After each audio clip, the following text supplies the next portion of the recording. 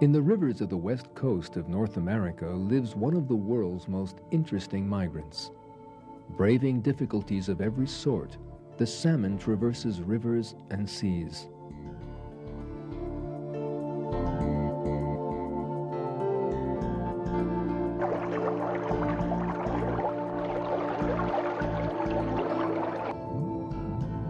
The life of a salmon begins when its mother lays her eggs in a stream.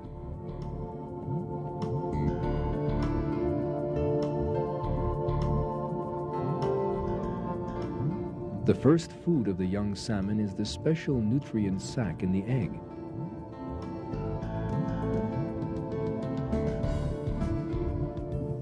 A few weeks later, they are big enough to find food for themselves in the stream. As they continue to grow, they spend about a year in the stream.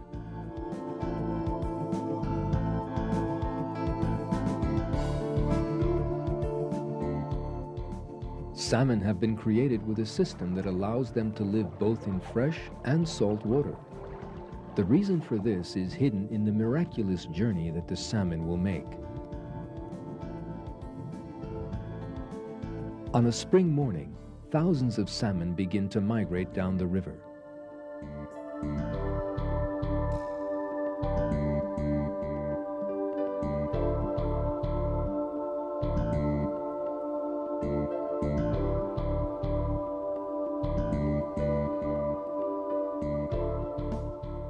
The place where they will arrive weeks later is the magnificent Pacific Ocean.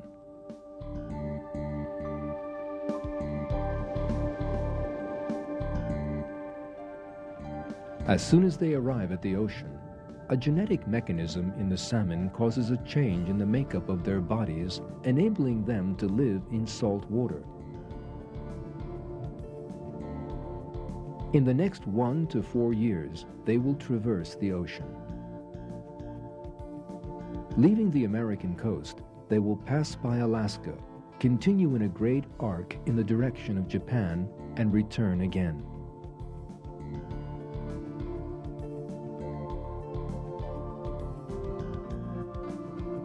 At the end of their journey, they are mature and ready for the final and most difficult journey of their lives.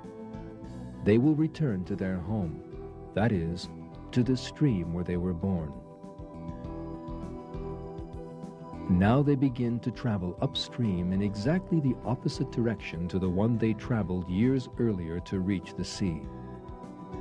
No obstacle daunts them. They can jump high enough to scale waterfalls.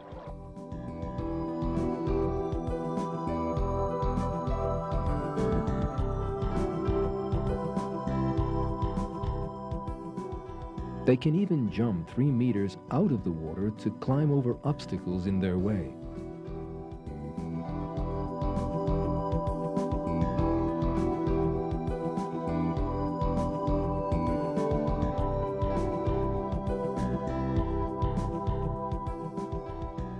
Sometimes they doggedly pursue their journey for distances reaching 3,200 kilometers. In the course of this journey, they eat nothing, using energy stored while they were in the ocean. Finally, those who survive, without fail, reach the river where they were born years earlier, and there lay their eggs. They have done their duty, and a short time later, they die.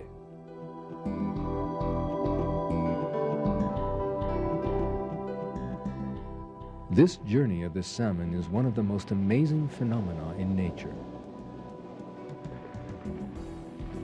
How is it that after thousands of salmon live for years in the sea, they can find the very stream in which they were born? In order to achieve this, they must find their own stream from among the thousands that flow into the Pacific Ocean. Then they must swim up this stream without becoming lost. Despite the fact that the stream separates into several branches in its course, the salmon must make the right decision at each fork in the stream and continue in the right direction. The salmon succeed in this seemingly impossible venture. How do they succeed, and why? First, let's consider the answer to the question, why?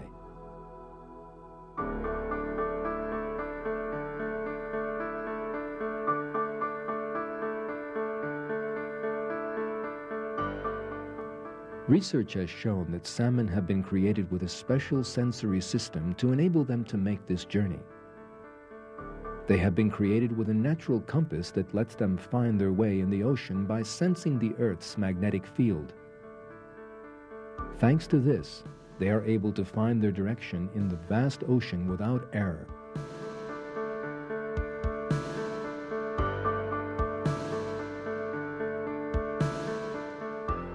But the basic question is this: how do salmon find the very streams in which they were born? For this, something else, a different system, apart from its natural compass, is required. Research has shown that salmon are created with a very delicate sense of smell, and that they can find the stream in which they were born by following its smell. We would not guess that a stream has its own smell, but it is true. Every stream in the world has its own chemical composition. Most frequently, the differences between the different chemical compositions are almost too small to be detected by any creature, except the salmon.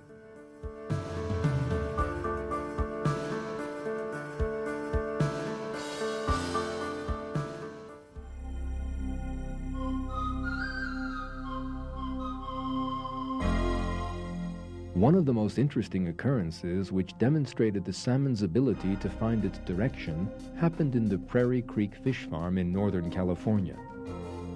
A discovery made at this farm revealed an incredible adventure of migration. On the 2nd of December 1964, in one of the breeding pools, a 2-year-old salmon was found swimming with the other young salmon. On the back fin of the salmon were the remains of a special metal tag belonging to the Prairie Creek Fish Farm.